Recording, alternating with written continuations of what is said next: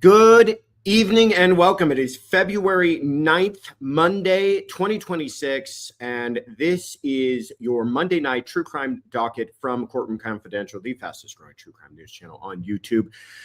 Thank you everybody so much for being here. I'm going to be honest from the very beginning. I am exhausted. It has been a very, very long day. I'll explain to you guys more about all of that, but I got to tell you, I'm grateful that you're all here. I'm very, very encouraged. I'm juiced. You might say I'm juiced that so many of you decided to show up this evening. So hello to Rainy Day and Cody in Tennessee, Joy W. Can, Carolyn Keel, Kathy Mama Bear, Afton, She Wolf. You guys are all so fantastic. Thank you so much for showing up. It really, I'll tell you, I was tired. If it wasn't for how awesome all of you are, and this is not just me saying nonsense, I would not be here right now. I would much rather be in bed and cancel if I had any other kind of obligation to do. But since I know that I'm going to show up to all of you wonderful folks, I'm happy to be here. And Malibu Table Maven's here. We're juiced too, she says, with the juice box. So thank you everybody so much. Here's what we're going to do tonight. We are going to get to the docket of everything that took place, but I've got something special for you because as you can tell, I'm in yet another hotel room. I am in Tucson, Arizona. This is the location where Nancy Guthrie has been abducted from.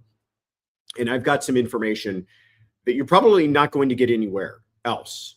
I've been talking to sources. I've been getting reports from reporters on the ground.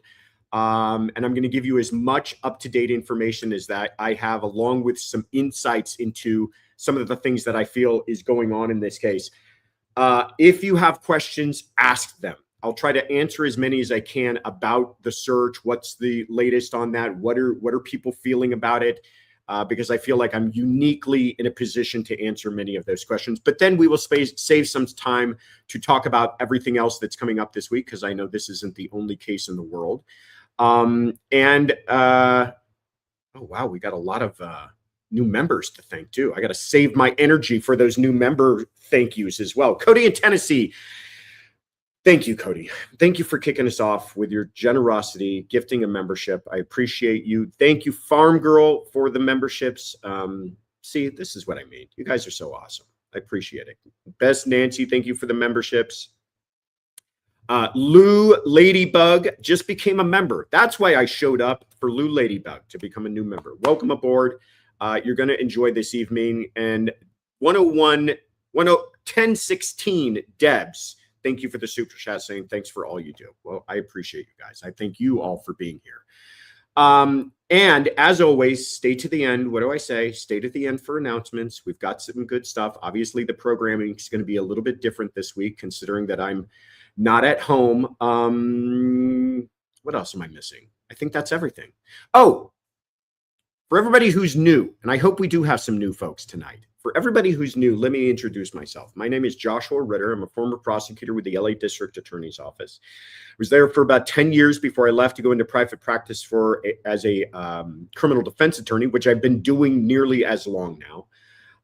And we started this channel, Courtroom Confidential, with the idea of presenting to you both sides of the courtroom. And this show in particular is our Monday night true crime docket. It's a look at the week ahead. So I'm going to catch you up to some stuff that took place over the weekend, maybe late developments last week, but mainly we're going to take a look ahead at next week and what to expect. All right. Take a deep breath. I'm talking to myself. Roberta Curry, thank you so much for just became a member. See, this is why I show up, for people to become members. That makes me so happy. Heather Cooper Smith, thank you for the super sticker. That's very kind of you. What was I saying? Oh. It's Monday. You've made it. Everything's going to be okay. Take a deep breath. You're going to be just fine, Ritter. You'll eventually get some sleep today. Hit that like button if you haven't already. Subscribe if you haven't already. Share this with anybody that you think might enjoy it. And look at this. How am I going to do this? KD did 1976. That's how I'm going to say it, even though I'm probably wrong. But thank you for becoming a member. Welcome aboard. All right. Let's jump into this. Let's start with the latest thing that happened with Nancy Guthrie. So first of all, if you are not aware of what's going on, understandable, but also shocking to me because it's been one of the biggest stories in the entire country for the last week. Last Sunday, Nancy Guthrie, who is the mother of Savannah Guthrie, you see the two of them there, she went missing. And initially, law enforcement had described this as a possible, you ever seen those silver alerts? A possible situation where an older person had just wandered off. But almost immediately, law enforcement starts to push back on that, saying, no, she was very lucid. She was very capable. This is not a person who just wandered off. And then we started to get hints. You know, this is early Sunday. She disappears somewhere between, she's last seen Saturday night. She doesn't show up to church Sunday morning. Somewhere late Sunday into Monday, we start to learn that law enforcement believes this might be a crime, that there may have been signs that she was taken by force, that there may have been signs of forced entry. Now we believe that we have some sort of abduction on our hands. And those fears are further perhaps confirmed when they receive the first ransom note. Now, the first ransom note we're now finding out was sent out to a local Arizona news outlet who did not go to law enforcement, or did go to law enforcement, did not report on it immediately. Then it seems like the kidnapper or kidnappers, if that's in fact what's taking place here, and I'll explain why I'm being hesitant to be so definitive about all of this, sent it to TMZ because then they knew what TMZ was going to do, which was immediately report on it, which they did. TMZ kind of breaks the story. They've received a ransom letter. It's asking for money, and it's giving deadlines. So initially, TMZ was a little playing it close to the vest as far as the details of the ransom note. Much of that has come out, and I'm going to share with you what was in fact in the note now, as much as I know. And then since that time, there was a deadline on Friday. That has passed. There's a deadline that also took place today, just over an hour ago. Okay. So what's in these? Yes. And thank you for putting that up, Caleb, because at the end of the day, we should never lose sight. This is about a missing person. We pray to God she's still alive. And if you have any information, this is what you should do. And there's a description on it. She's 84 years old. She is she has a pacemaker. She is under constant medical, not medical care, but she needs daily medication. She's 5'4", 150 pounds. Any information, they're asking you to call 1-800-CALL-FBIs. And so I encourage everybody to do that. It's been here on the nightly news in Australia as well. So it's a worldwide story. It is an incredible story. I mean, here you have Savannah Guthrie. She's the host of the Today Show on NBC. Very, very famous media personality, but not particularly controversial. Also not particularly a person I would say is wealthy. This is not Elon Musk's family member. This is a person who's probably got some money, but I wouldn't think of her as this fabulously wealthy person. And so many people have said, why in the world kidnap Savannah Guthrie's mother? Doesn't make sense. A lot of this story doesn't make sense. So we'll get into some of that. But the notes, the first ransom note gave two deadlines and two different consequences. The first deadline was for Friday, 5 p.m. Wasn't identified if that was local time, but that's what we're assuming. 5 p.m. And if they needed to turn over $4 million. The consequence of that is that if they didn't turn over $4 million to a Bitcoin, what they're calling a Bitcoin wallet, which is basically a Bitcoin bank account, the money would go up. So it's going to go up to $6 million. And the new deadline is Monday, today, 5 p.m. today. Like I said, that was just about an hour and 20 minutes ago. If they didn't pay by today, the answer was they were going to kill her. So if any of what's in that note is to be believed, they may have followed through on that. Now, let's get to the very latest developments. Since the time of the notes, Savannah Guthrie, along with her siblings, have released, I think it's now two statements where they're all together.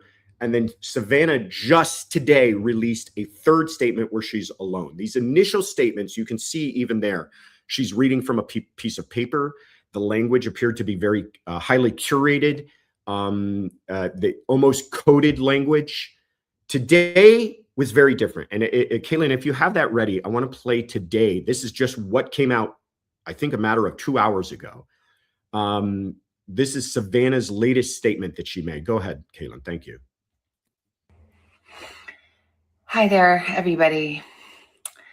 I wanted to come on and just share a few thoughts as we enter into another week of this nightmare.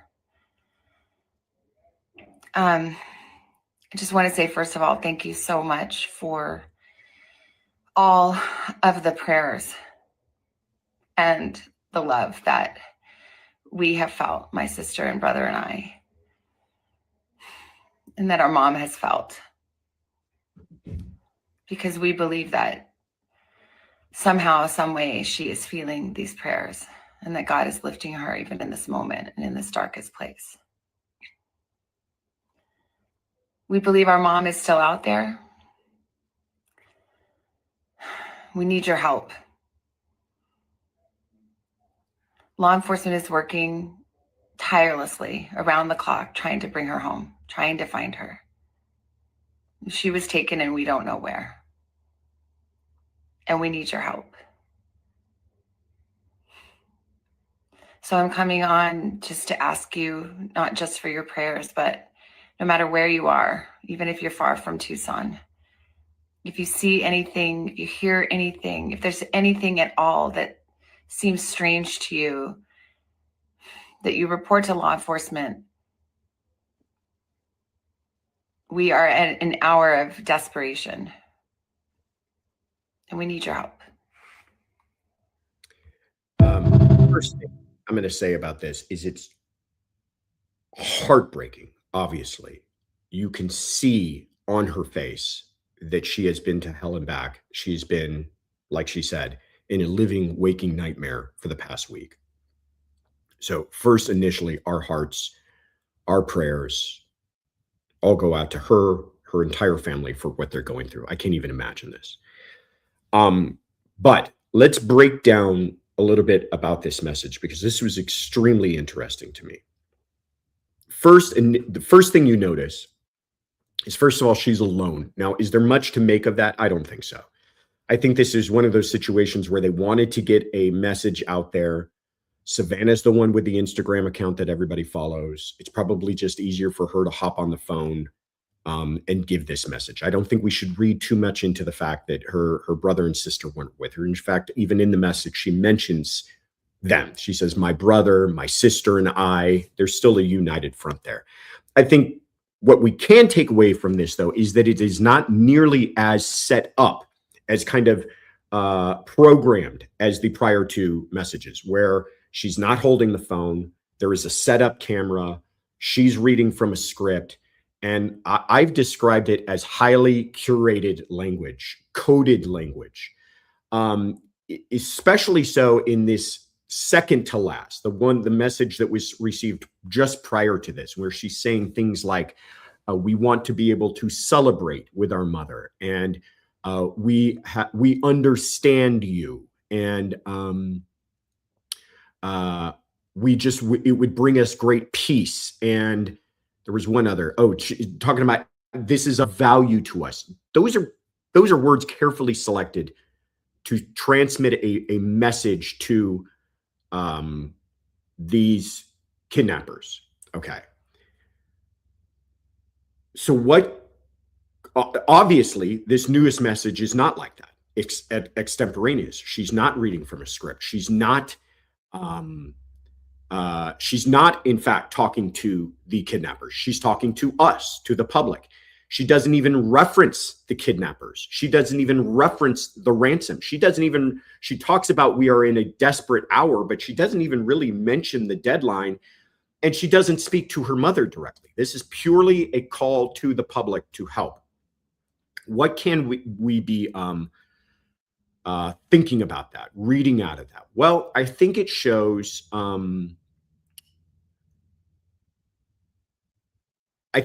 few things. I think it shows, one, that we can assume they either no longer believe the authenticity of the ransoms, or they no longer believe there's any utility, helpfulness in trying to cooperate with or communicate with the kidnappers. Because I can't imagine she just went and picked up her phone and did this without law enforcement. FBI's taken this over without their involvement. So they must have said to her, go ahead. And that either indicates to me that they somehow determined these kidnappers are not real, or at least the ones sending the ransom messages are not real. Because otherwise, this message doesn't seem to consider the consequences of how the kidnappers would receive this message. She's essentially calling for us to all help catch them. If you're trying to coordinate with kidnappers and bring somebody back safely, you're trying to put kidnappers at ease. We hear you. We understand you. We're willing to pay. We're going to meet your demands. You don't start out of one side of your mouth saying that, and then out of the other side of your mouth say, hey, everybody, anybody and everybody out there who might help us catch these people, please do. So read what you will into all of that. Let's talk a little bit, though. Hold on.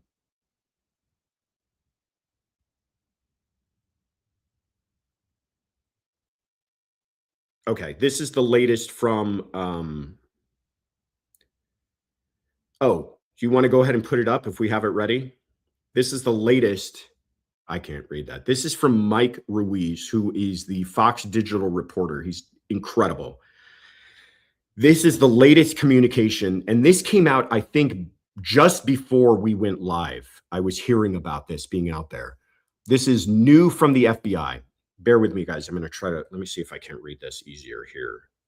Okay.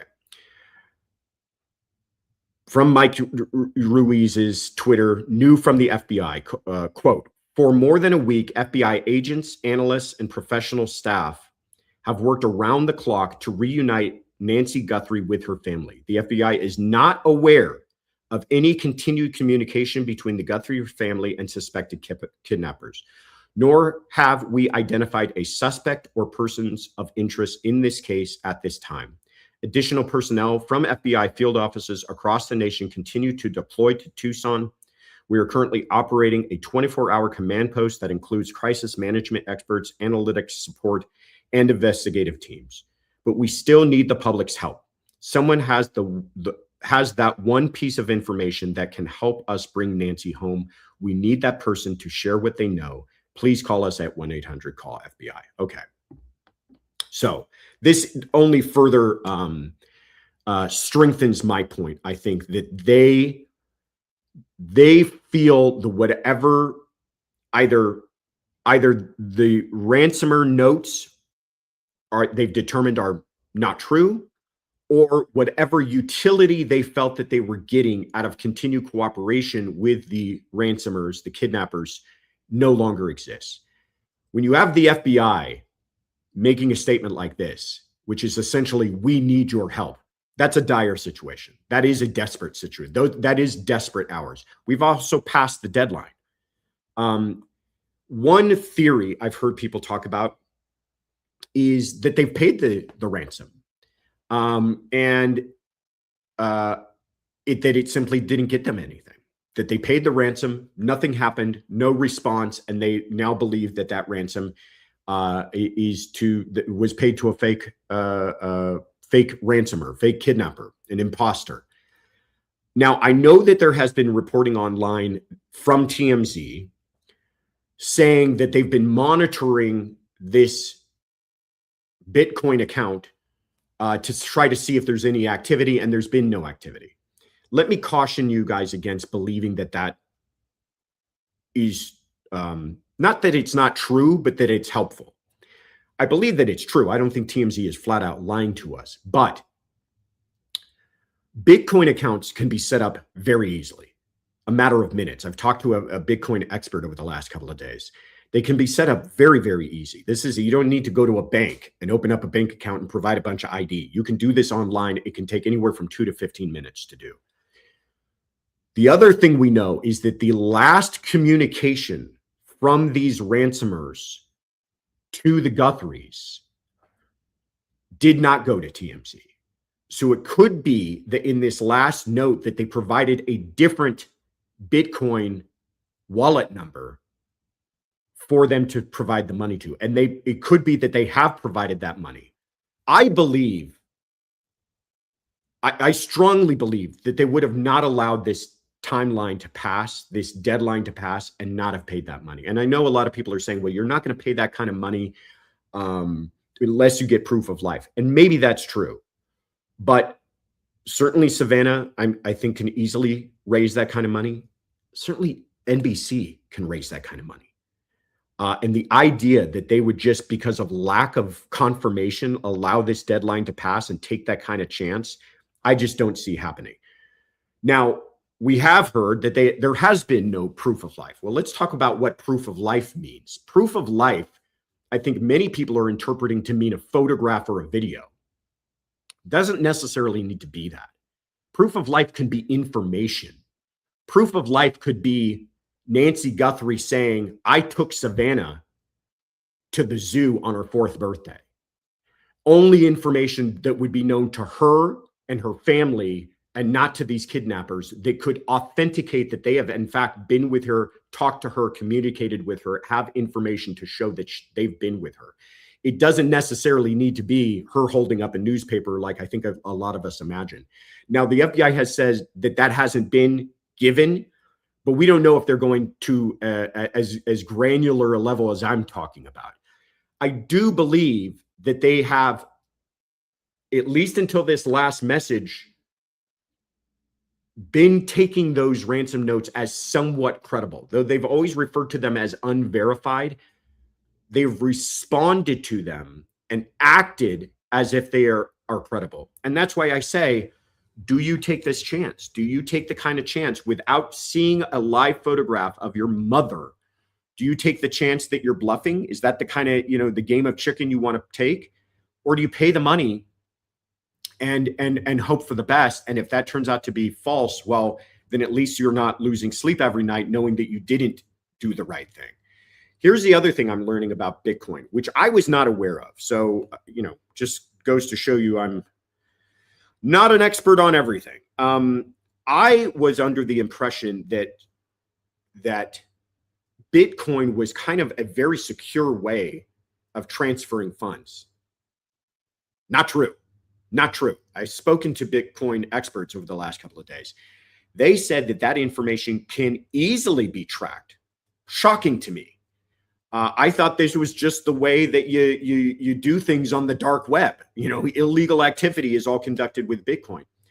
Well, it is, but that's because tracking wires and US dollars is a lot easier than Bitcoin, but doesn't mean that they can't track Bitcoin.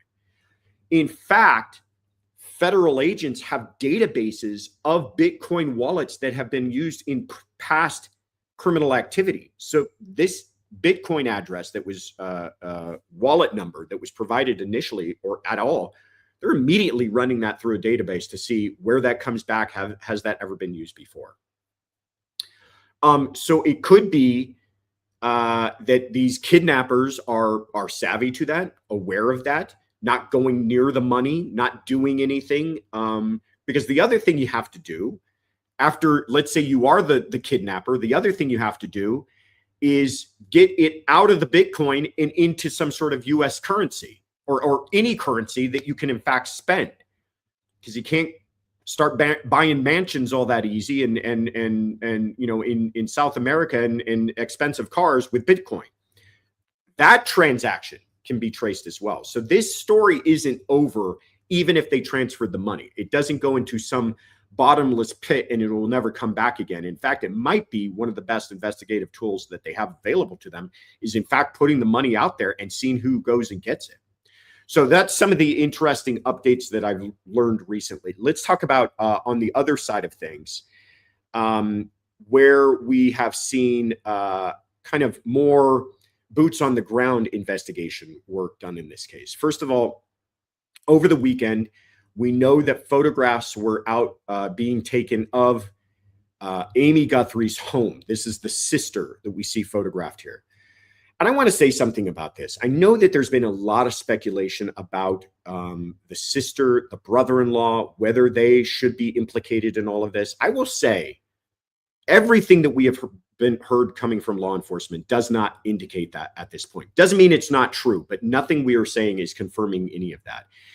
But you say to me, well, what about the fact that they've been out to the address?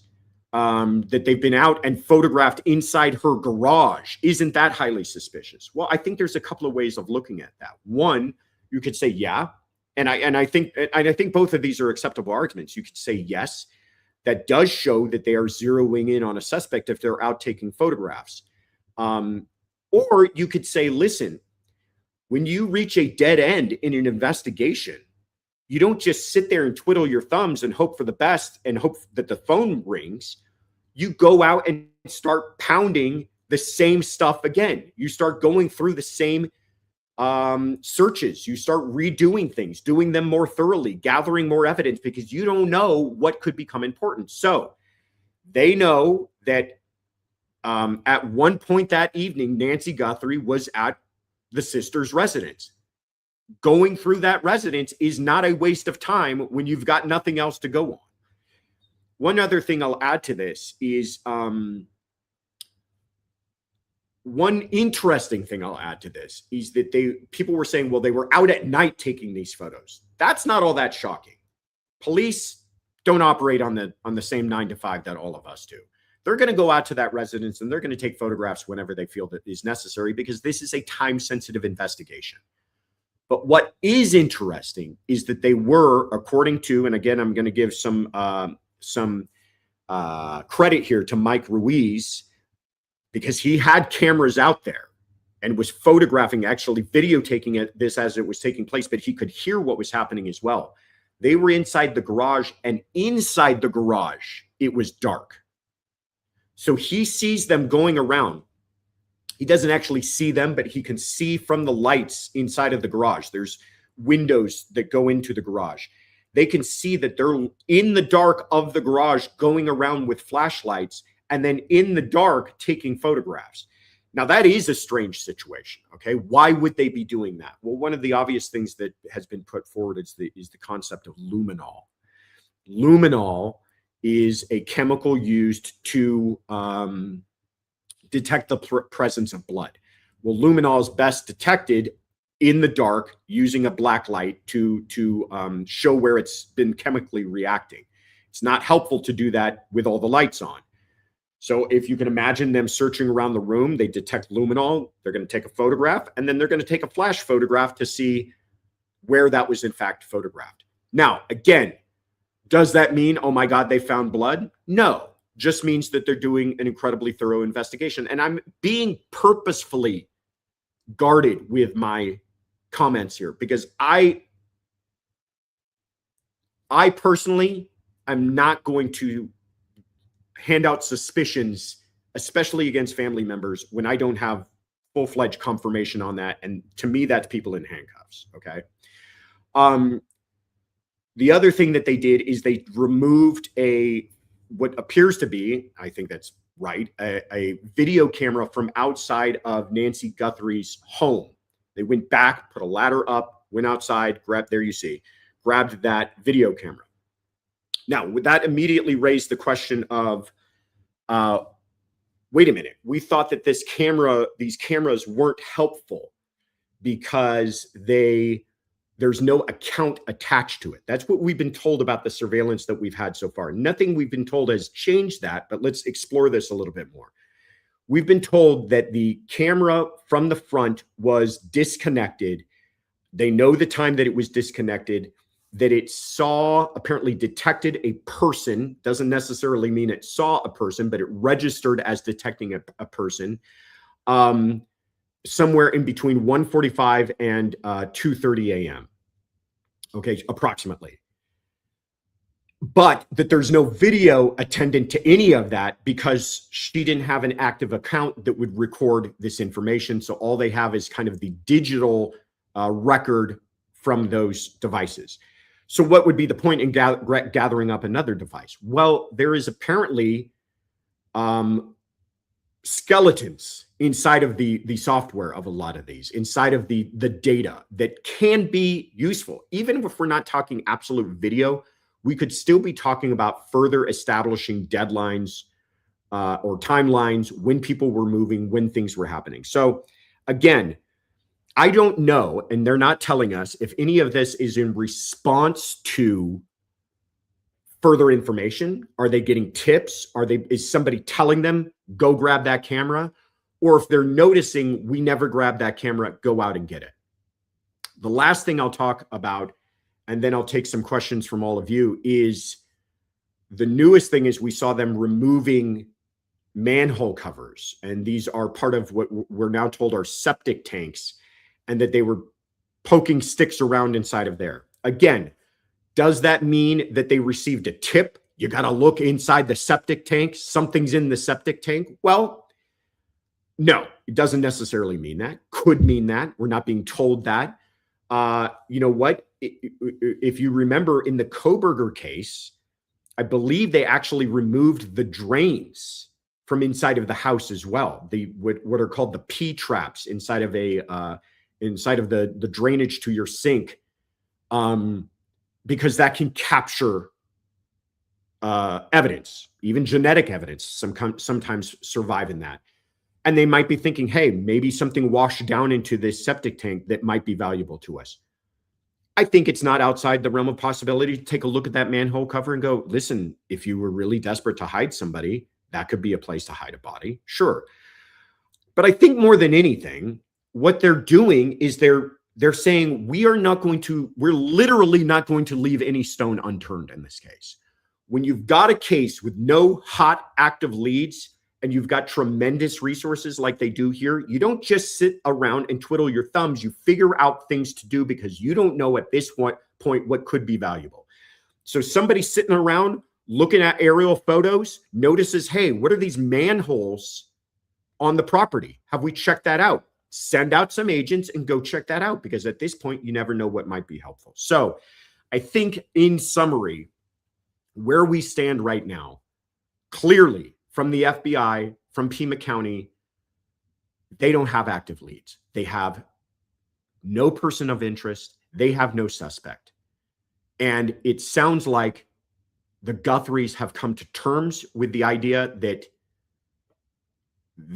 is true as far as law enforcement goes, and as far as these ransom notes go. I don't feel they think that they're getting any more utility out of that. And now it's literally the hour of desperation to ask for help from the public. They're putting up this number wherever they possibly can. They've literally got billboards up in Tucson. They're trying to get this message out as much as possible that they need help.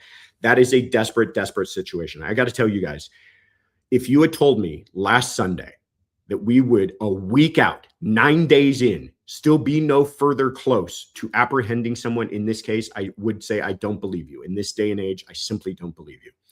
One more thing I'll add, and thank you everybody so much for being in the chat tonight. I see we have a big group, and I'm glad to hear that. Let me introduce myself again. My name is Joshua Ritter. I'm a former prosecutor with the LA District Attorney's Office. Now I'm a criminal defense attorney, and this is Courtroom Confidential, and I'm updating everyone. I've been in Tucson for the last over 24 hours, but it seems like a week, following this case very closely and reporting on it. One last thing I'll say about this is one of the questions that stood out in my mind. If you have an aerial of Kaylin of that area, or a picture of the house, I sent over some pictures of the house I actually took when I landed here. I was very curious as to how, even if the surveillance on that home, this is a photograph I actually took of the front of the house. This was around dusk, which is important as well. First of all, you can see how far off from the street the door of that home is. All of these properties out there have very long driveways. I was wondering, why is no other surveillance in that area picking up any activity? You remember in the Koberger case, to use that as an example again, there you can see it from above, how far back from the street this house is. In the Koberger case, it wasn't surveillance on the home itself, on the house where the murders took place, that was helpful. It was on surrounding homes that were able to provide timeline, suspect vehicle, very useful information. And so I'm curious, why aren't they doing the same thing here? Why aren't they pulling surveillance off of every surrounding home, talking to every single neighbor, pulling surveillance, traffic cameras from all the intersections? I went out to the house last night, to Nancy's house, and I was immediately disabused of that idea. This is a very rural area. In fact, Tucson itself is not a small city. The University of Arizona is here. But where the city ends, the desert immediately begins. And it is a sprawling desert where you could understand how someone could easily get lost, how someone could easily hide a body if they wanted to. But when it comes to her neighborhood in particular, you could be setting off a bonfire, and I don't think your neighbors would notice. The homes are very spread out. They're all very secluded. There are no streetlights in the neighborhood. It is very winding. Me and the person I was with, if we didn't have a map, a map app leading us there, we easily could have got lost. Again, there's some information that you can draw from that the person knew the area well, because we're talking about 2 o'clock in the morning. I know it's a full moon. Full moon's not helping you in where this area is. It might provide some light, but it is still a very difficult area to navigate if you're not familiar with it or know exactly where you're going. The homes are far apart. Security cameras on homes are not trained for the street, which is 50 yards away. They're trained for what's right in front of the doorway. And any street cameras, that are blocks and blocks and blocks and blocks away, who knows if they picked up anything useful at all. So what they've got right now, as sad as it is to say, is I think all they've got right now. And that is surveillance that got them nothing, DNA that hasn't returned anything helpful, blood that hasn't returned anything helpful, digital evidence that so far has returned nothing helpful. And now they've got ransom notes that they can't even verify, can't even tell us that they're legitimate. And it looks like they've even given up hope on those being a source of cooperation or even legitimate. So there's where things stand. Let me take some questions from you guys. If you want to highlight some of those, Tiff and Kaylin, I'm happy to answer those. There's another photograph we took. A little makeshift memorial was put up right outside of the house. Oh, I'm going to answer this question because it's a good segue to get me to one of the other pictures I took today. What is the biggest misstep so far in this case? I don't think it's a misstep so that it makes you guys feel any better as far as failure to retrieve evidence, secure evidence, interview the proper people. But there's been big missteps, I think, in communication. If you remember, the sheriff on this case, when it first happened, that guy didn't have a microphone he didn't love. He would go in front of, he did several media interviews. Why am I blanking on this man's name? Because my brain is completely fried, but we're going to get you his name. But he did interviews with anybody and everybody that would do an interview. Oh, here we go. Sheriff Chris Nanos. Several press conferences. And they were, if you watched any of them, they're not your normal press conference that you're used to from law enforcement. It was like initially he couldn't stop talking and oversharing. And then I think when the feds got involved, they said, "What are you doing, sir?" And he's had to kind of back off of a lot of these, retract some stuff, correct some things. For instance, I'll give you an interesting point. He talked about the AP, Associated Press, not a small, untrustworthy news organization, reported that there were signs of forced entry to the home. He goes, "I don't know where they got that from." They got it from you when you were talking about this initially. And so now he's backing off of that. He talked about who brought Nancy Guthrie back to her house. So she was out she was at her other daughter, Annie Guthrie's home for dinner. She took an Uber to get there, and then she was driven back to the home. And we were initially told by Sheriff Nanos that that was done by the son-in-law. Now he's saying, I don't know where you got that. And all I'm going to say is family member. Again, not helpful that we find previous information to be not trustworthy, and you're backing off and now using vague terminology. I don't think law enforcement owes the media things. I think a law enforcement has a duty to the victims and to the families. I don't think they have a duty to media. But I'll tell you what you shouldn't do is give us bad information, false information, unverified information, and then start walking back information, because that doesn't instill any kind of confidence in any of this.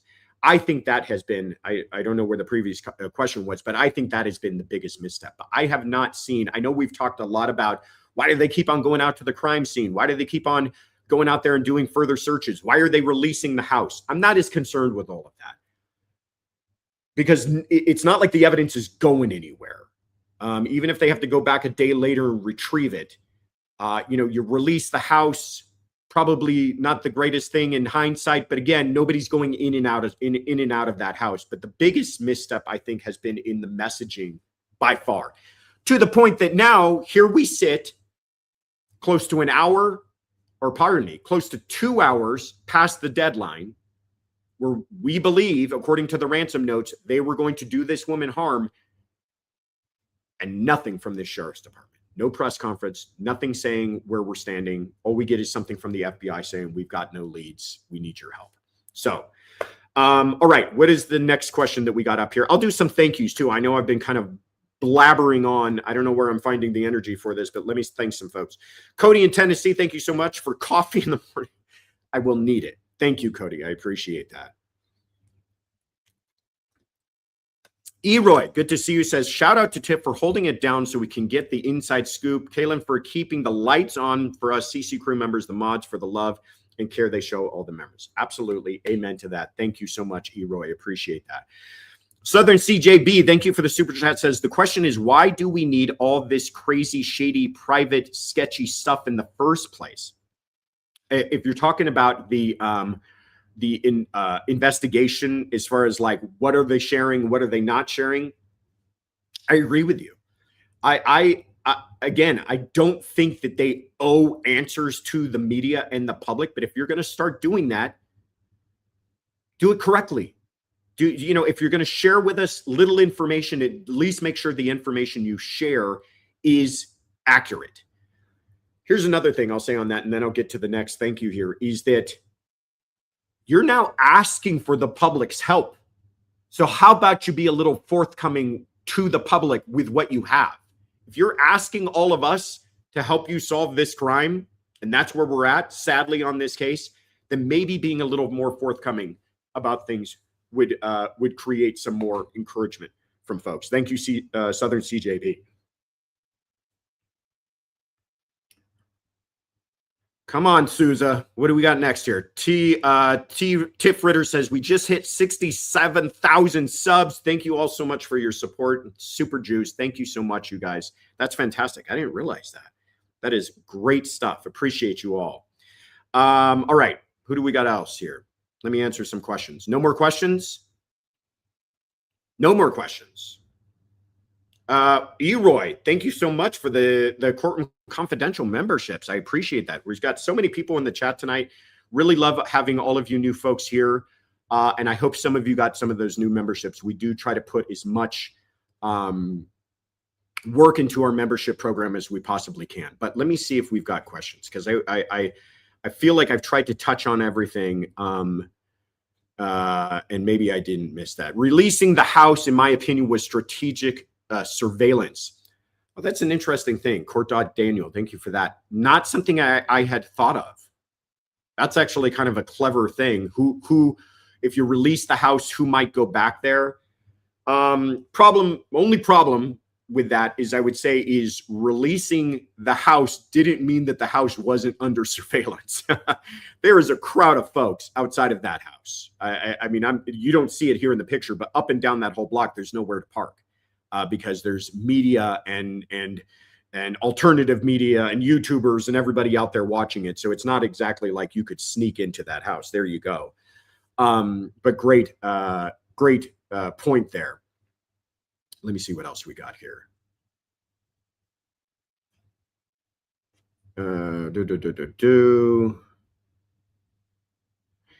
Cody in Tennessee says, Josh, do you think they paid? I personally do think that they paid. Here's why. One, if I had the money and there was even the slightest chance that this was legitimate and that I could perhaps save my mother's life, I'm easily writing that check. And I think Savannah was very close with her mother, and I think she does have the money, and I think she feels the same way. The other thing is NBC. I think this is accounting dust to them. $6 million bucks. You could easily write that check. And can you imagine the publicity fallout if we find that this deadline came and passed and that no one paid that ransom because they simply just didn't want to fork over the money? I mean, that's horrific to me, an idea. The only reason I would say that they might not pay the money is if they fully determined it's absolute nonsense. It's that it's completely illegitimate, that they've traced it back to some hacker in Russia who was nowhere near Nancy Guthrie, and it's just an unrelated person trying to exploit an already horrible situation. Tanika Tucson says, is it possible door cam was separate from cam that detected movement? It is absolutely possible. I think most people, if they're getting cameras installed in their house, they're hopefully trying to use the same company. I know that I've got surveillance and it's all from the same company because they operate with each other, but this is an older lady who's not all that tech savvy, and who knows if they were all on different systems. All that we have been told so far is that there is no video that has been saved that would be that they can use and be helpful. In fact, we're being told no video. So it's not even that they have video that's unhelpful. They've got no video from any of this. But I've been told that there's like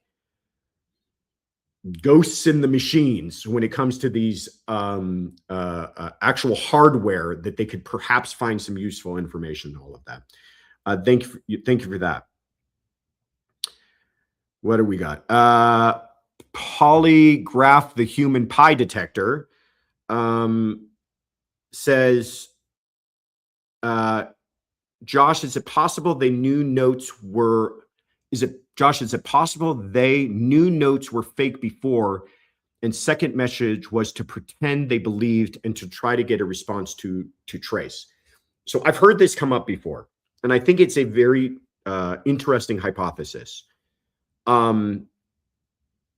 Sure, some of this could be subterfuge. I think, sure, you might see them employ tactics like that if they were close to making an arrest and didn't want to tip anybody off. But now it looks like we're not close to making an arrest, unless you want to believe that this even latest communication is more subterfuge, and that she's releasing this saying we need help from the public to completely throw them off. Could be. I just don't get that impression. The impression that I get is that they're really at a dead end here. And that they, that message, the second message, is the one where they talk about we will pay. I think they were genuine with that. I think they were trying to calm down the temperatures, say, we've heard you, we understand this is serious, we're going to pay. Letting them know that was out there. Alan J. Films, thank you so much, says, what happened in those 41 minutes in the house? Another great point. The one thing that many people have talked about is the time between. So where Alan J. Films is getting this from is at approximately I think it was 1:47, but approximately 1:45, that Ring camera that we saw the picture of earlier, I'm calling it Ring. It's actually, I think it was actually a Nest camera, but that home surveillance device camera was disconnected, is what we're being told. So I think it's safe to assume that perhaps the Latest somebody was on the scene, a person who was there to commit a crime, was at 1:45 or so. Then we know that her pacemaker disconnects its Bluetooth from the devices in the home at approximately 2:30 or so. So that's where that 41 minutes is coming from. That's a long period of time. If what you are there to do is apprehend and kidnap an elderly woman, that is not going to take you 41 minutes. So many people have tried to look at that and go, well, were they having a conversation with her? Were they trying to threaten her? Were they trying to do her harm? Was there another reason they may have showed up and then changed their mind and said, we need to take her with her? Could be. There's not many theories so far that I've heard that I find laughable. I think that's a good theory too, that it could be that the initial purpose for the person or persons who showed up was not initially to apprehend her. Because I'll tell you this too, kidnapping an 84-year-old woman is not easy. Physically, you can overpower her, sure, but she needs care. This isn't like a child that you just grab and throw into the car. She needs help. She's not all that ambulatory. She needs help getting around. This is a difficult situation for a kidnapper.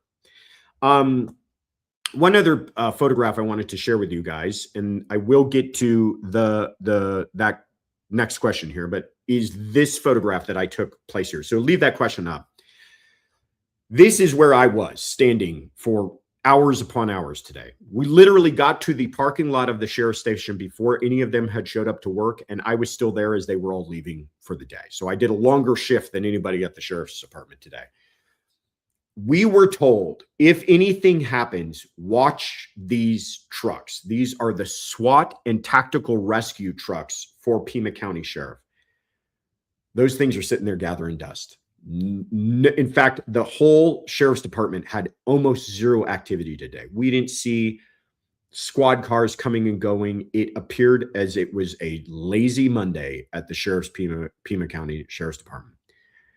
Again, don't interpret this stuff to mean that there isn't activity taking place behind the scenes. In fact, my friend Paul Morrow pointed out that this investigation has probably turned very much more analytical than boots on the ground. In other words, they've got contact from would-be ransomers. They've got digital evidence. They've got Bitcoin wallets, a bunch of stuff for now the guys behind a laptop to get into. That's not what you're going to see lights and sirens going down the street. Those are people inside offices working diligently and that may be how this case is cracked. So try not to read anything into a lot of this stuff, quite frankly. The Matter View. Nope. The Amador View. Thank you so much for the super chat. Says, how did the man in LA who sent the fake ransom note get Annie and her husband's phone numbers? Would sharing more information early have helped the public assist sooner?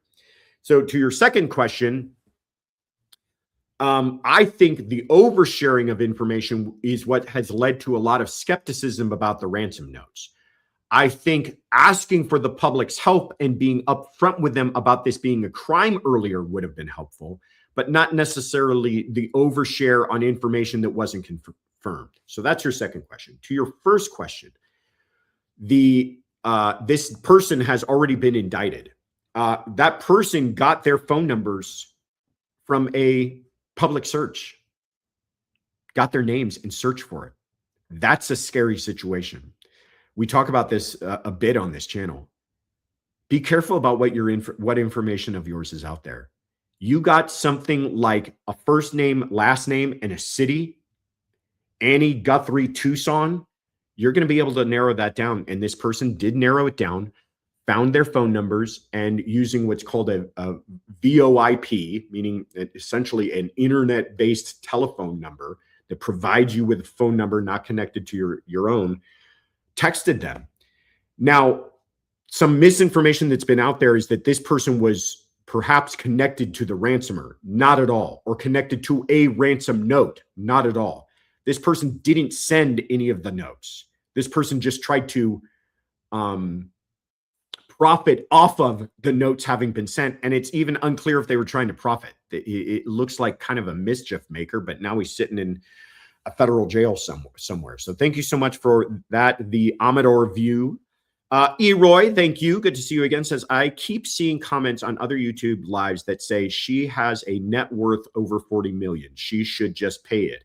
Can we explain to people that the net worth doesn't equal liquid funds? Makes me sad for her. Yeah. So that's a good point too. First of all, they're getting that information not because Savannah Guthrie has been out there saying that's what she's worth. This again is, you Google Savannah Guthrie net worth, you're going to get some number shot back at you that who knows where that's coming from. I think she probably does have a significant net worth, but we're not talking about, I don't know any wealthy person who's just got millions of dollars in cash sitting around in bank accounts. It's tied up in homes and retirement funds and 401ks and stocks and bonds and everything else. Now, could she raise the $6 million is what we're being told relatively easy? I think so. I don't think that was a problem at all. And like I said, I think, NBC could probably throw it on an Amex if they really wanted to. I mean, this is raising the money is not the difficulty here. But you're right. She doesn't have that liquid, but I would really caution against any kind of criticism of what Savannah is going through. I have seen those videos. I have heard from people who are close to her. She is in a living, walking nightmare in hell. What their family is being put through and what they're trying to deal with. And it is not a matter of money. It's a matter of strategy if that ransom has not been paid. Thank you so much, Eroy. And Potter, thank you, says Josh, you are so good at your analysis of this case. Thank you. Informative program. I'm so glad to hear you say that. And I'm so glad so many of you showed up tonight. I feel like I was working so hard at this all day long. I'm basically sleeping on my feet. And I wanted to get this out to all of you because otherwise it really would not have been worth it if I wasn't able to share it with all of you. So thank you so much, Ann Potter. Boo Sheet 5520, thank you, says, isn't any and all the data recorded from all the devices? So talking about, I think what you're going back to here is the cameras. And the answer is that a lot of people are learning this. I knew this because I have some similar cameras to the time on her phone. When you buy one of these Nest or Ring cameras, they're selling you hardware, but they're also selling you subscriptions. You can put up a Ring camera, pay for it, walk out the door, never pay for a monthly subscription. And what you're going to get is a camera on your door that you can access from an app, and you can see a live view. And if somebody rings your doorbell, you can see who's there. Or if somebody walks up to your door, it can alert you to motion. You can see who's there. But if that person walks up to your door and rings the doorbell when you're not home, you might get an alert that somebody was there. But if you try to go back and watch that video without a subscription, it's going to tell you, sorry, we don't have it. You need a subscription, because that's saving data, and they want you to pay for that cloud space.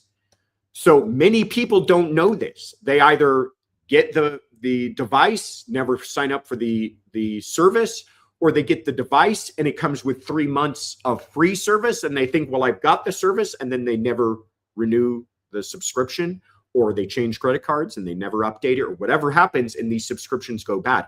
You see that a lot, and that's what apparently took place here. She's got a device but got no subscriptions, and therefore all of that information is immediately lost if she's not looking at it or someone's not looking at it live.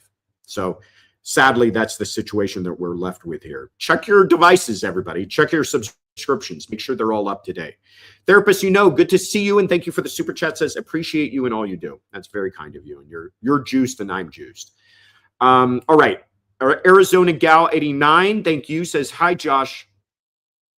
Welcome to the old Pueblo. Nanos is not very well respected among law enforcement or the citizens of Tucson. He won re-election by the skin of his teeth. He needs to go. So, our resident expert, Arizona Gal, yes, that is exactly what I've heard. I have heard he is not well liked. I've even heard that he's not well liked in his department. And I'll tell you what, he is certainly not doing himself any favors to change that reputation with the way he's been handling this case.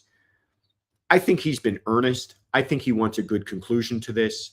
I just don't think, I think he's, first of all, in over his head, and secondly, has kind of dropped off the map now that things really need a guiding hand through all of this. So thank you for that, Arizona gal. Heather Cooper Smith says, thanks, Josh and Tiff. You guys are the best. Appreciate you for saying that. Granite Man 62 says it's either family related or serial killer. Hey, again, no outrageous theories at this point. You know, when everybody has been saying family related, well, that is the statistically sound guess. We're talking about, when is the last time a legitimate kidnapping for ransom of a high profile person or high profile adjacent person has taken place? It was like Getty, John Paul Getty, in the 70s, and a couple of other cases that I'm forgetting right now. Incredibly rare, statistically astronomical. Might be what we're dealing with here. Just because it's astronomical doesn't mean it's impossible. So thank you for that. Ms. J Vibes, thank you for gifting the memberships. Appreciate you. E. Roy, back again. Thank you for the super chat. Says, congrats on 67K, Josh, Tiff, Kaylin, and the best mods on YouTube. If you're one of the 9,000 live viewers and you haven't liked this video, what are you waiting for? Listen to Eroy, everybody. You don't want to upset her. I can tell you that. Kay Schmidt, thank you so much for the gifted memberships. Appreciate you. Derek Sherman, 1980. Thank you for the super chat. Says, purple sweater that was found in front of house. Boy, I thought I was in the weeds on all of this. I have not heard about the purple sweater. Oh. And we've got a picture. Well, there it is. Derek Sherman. There's the purple sweater. I don't know. I have not heard about this, and I apologize, you guys. What I will tell you is something this obvious, I am sure has been collected if it was at all related to what they believe took place here. What we are being told, specifically when it comes to forensics and DNA, is that the DNA has not returned anything useful. Now, what I read out of that is that the DNA, remember, DNA, like fingerprints, can only tell you so much information. It's only circumstantial evidence.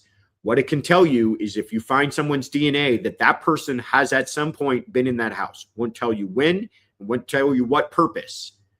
So if they're finding DNA and that DNA comes back to the housekeeper, comes back to family members, none of that's going to be helpful to them, because all of those people are going to have an incredibly innocent and reasonable explanations for why their DNA might be found there. But if that DNA comes back to a person who's a felon and convicted of some violent crime and has no place to be near that home, that's a hot lead. We don't have anything like that.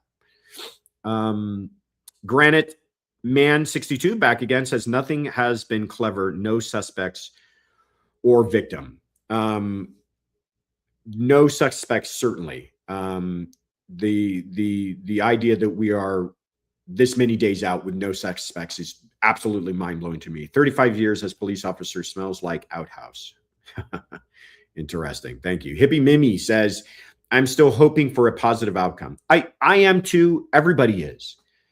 Listen, one thing we should be reminded is there's been a lot of kind of reading between the lines of what is Savannah saying? What are the police saying? No one has come out and said that this is a lost cause. No one.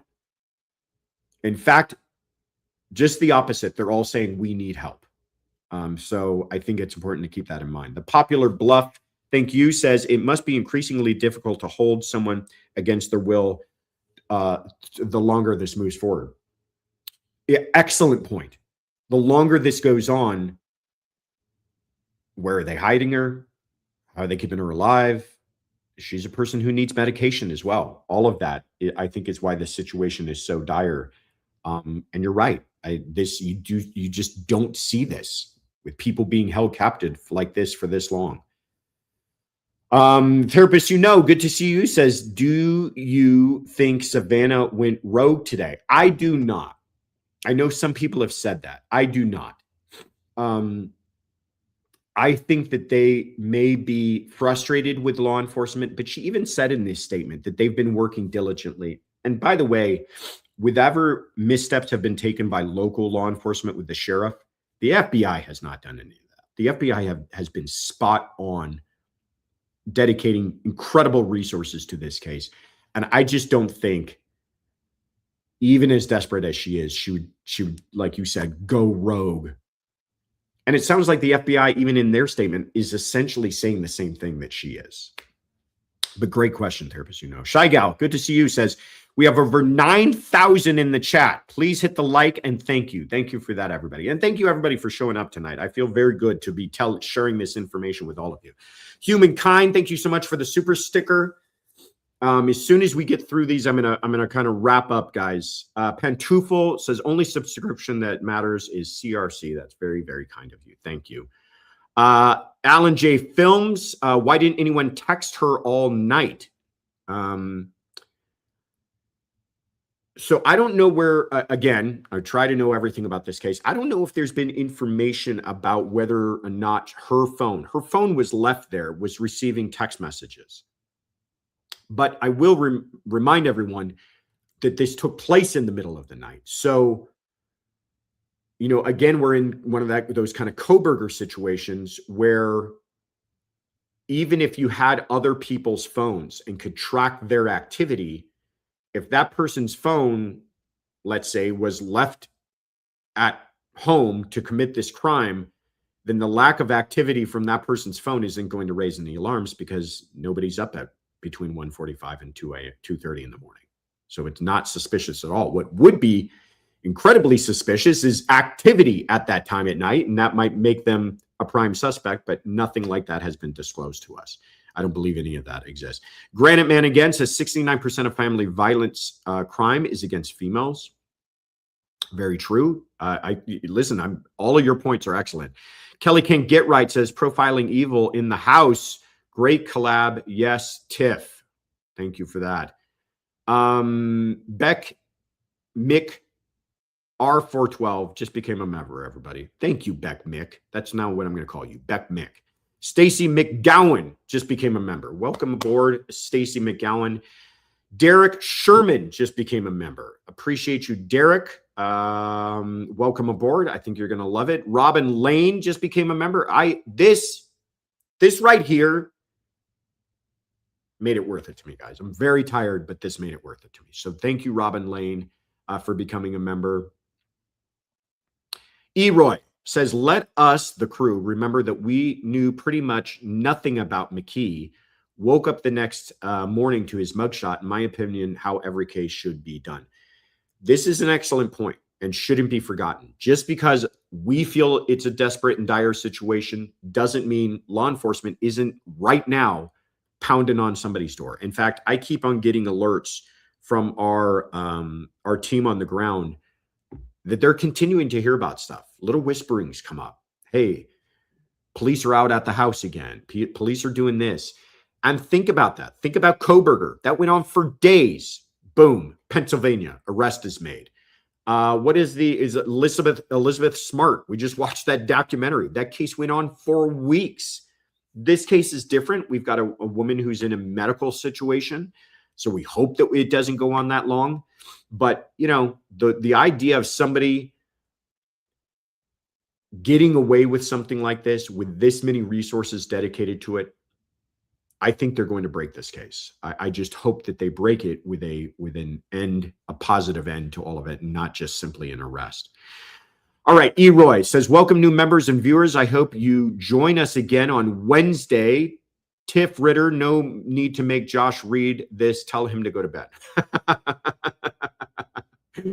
Well, thank you for that anyways, Eroy. All right, you guys. If that's the end, then let me give you some quick announcements. and get you all out of here because I am tired. All right.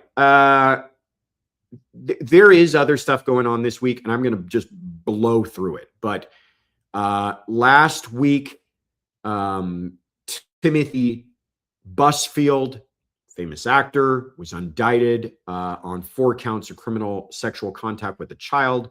Awful case developing there. Anna Kempner, you remember this is the young woman, 18 years old, found dead on a cruise ship. Her stepbrother, 16 years old, was indicted on this case last week.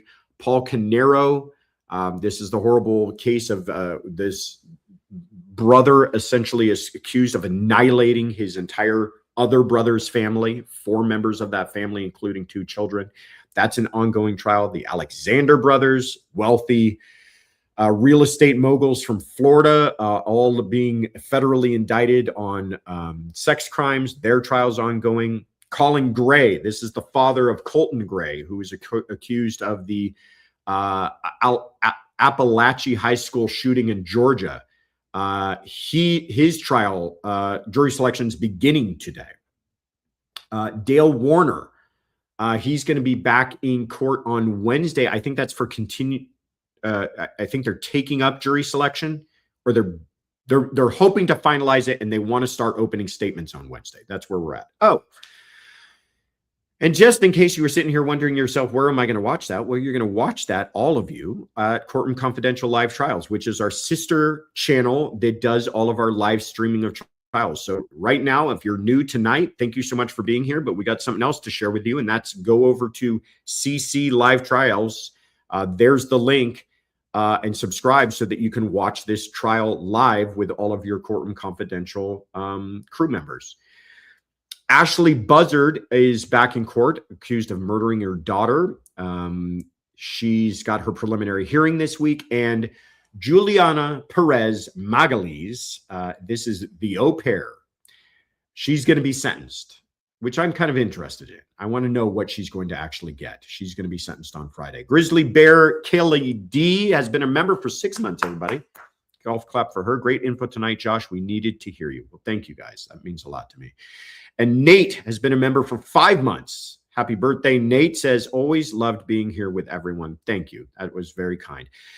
I don't know. IDK The Future has been a member for 18 months. Says, we appreciate you, Josh. Hope you get some rest this evening. Thank you for the mods. Shout out to the CC crew. Prayers for Nancy and her family. That's true. Thank you for that. And thank you for reminding us of that. All right, you guys. Quickly, what do we got coming up this week? We've got on Friday, if you missed it, we had our weekly roundup. Please check that out. That's our latest episode where we talked about everything that took place last week, so you can get all caught up. On Wednesday, we're going to be going hopefully live again. If I'm not, at some press conference, we're going to be going live at 5 p.m. Pacific, 8 p.m. Eastern. Our special guest is Gavin Fish, so please check that out. Like we mentioned earlier, Courtroom Confidential Live Trials is going to be live streaming the Dale Warner opening statements. And I think that trial is not being entirely streamed, but opening statements are. So we're going to be watching that. But it's a TBD time. So just bear with us. We're going to go live as soon as we have it. There's a delay on it. Thursday, it's Galentine. This is new to me. I'm literally reading this announcement. It's Galentine's Day Tea Party Zoom with Tiff and Kaylin for our top secret and for your eyes only members. So if you're wondering about the membership perks, everybody who just became a member tonight, one of those membership perks, depending on your membership level, is the Galentine's Day Tea Party Zoom with Tiff and Kaylin. I'm not invited. I didn't know anything about it till right now. It's at 1 p.m. Pacific, 4 p.m. Eastern. Enjoy, gals. Friday, we're gonna stream the sentencing of Magalhães on our Courtroom Confidential Live Trials. Time to be determined. And then we're going to have our weekly roundup back here on the main channel at 5 p.m. Pacific, 8 p.m. Eastern. And then this Sunday, Sunday Fun Day is back, everybody. We took the last Sunday off for the Super Bowl, which I didn't even get to watch 1 minute of. But this next Sunday, we're going to be back taking all your questions, answering them live at Sunday Fun Day. Last thing I want to tell you about is CrimeCon, which is coming up in just a few short months. It'll be here quicker than you know it. May 29th through 31st in Las Vegas. We would love to have you all join us. And if you want a discount code, that's another benefit of being a part of the crew. Enter the word courtroom, all in caps, all the one word, at checkout for 10% off. All right. With the remaining energy that I have, no making fun of me, I'm going to get through these latest members here. Crime Shave Consequences, Leona, Shelly 406, Stacy Merkin, D Bullard, Kelly Witten, Susan Riley, Cheeseburger, Lucky Penny, Amy Carcatera, Shining Light, Ash Walk Sharp, Lanilla, Beth Solwell, Empar, Bree Roz, Training Video Junkie, Carolyn Dillman, I Butterfly, Tom C, Nancy SF, Tracy Sexy Juicy Lime. I'm just reading stuff. Actually, it's not that. It's Tracy Sexy Juicy Lime Muffin. It's what I call Tiff on Galentine's Day. Come over here, you Tracy Sexy Juicy Lime Muffin. Tiandra Dara, Carol Brenton, Shakti Shelley, Holly Rich, Muka Leia Vibes. Hope I said that right. Probably didn't. Caitlin Schumacher, Lena H, and Wolfie. You guys are the best. Appreciate you so much. Thank you all so much for being here. Huge shout out. Huge shout out to our mods. Afton, Shy Gal, Kathy, and Therapist. You know, you guys are the best on YouTube. Love you all so much. Kaylin's not feeling well, everybody. She's been a little bit under the weather. So let's send her all some love and some well wishes and hope she gets better, because quite honestly, when she's not feeling well, we all fall apart. So thank you. Big thank you to Kaylin for even being here tonight. And Tiff, you are the best thing that ever happened to me. Take care, everybody. I will see you all Wednesday.